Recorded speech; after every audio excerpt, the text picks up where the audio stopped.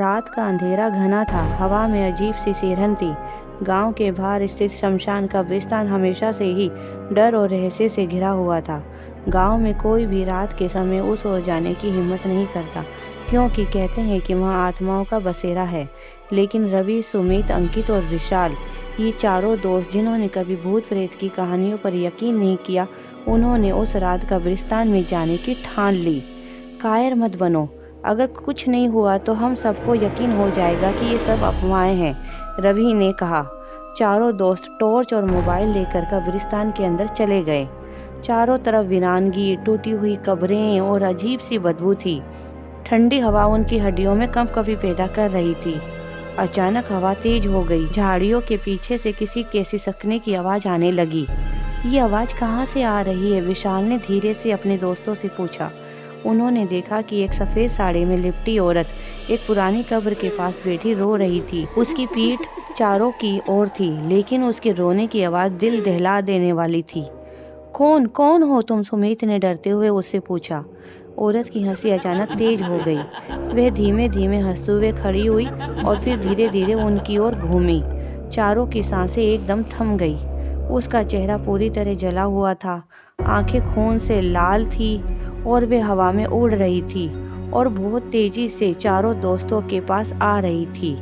चारों दोस्त भागने लगे, लेकिन कब्रिस्तान का रास्ता मानो अचानक बदल गया था। जहां रास्ता होना चाहिए था, वहां अब सिर्फ केवल धुंध और अंधेरे का गुबार था। हम फंस गए हैं, अंकित ने कांपते हुए कहा। अचानक रवि की चीख सुनाई दी। सबने देखा कि रवि हवा में ऊपर उठ रहा था, मानो किसी ने उसको पकड़ लिया हो।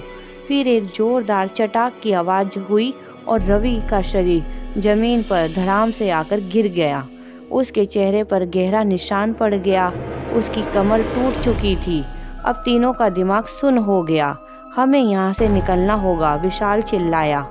अचानक जमीन से किसी के खरोंचने की आवाज़ें आने लगी।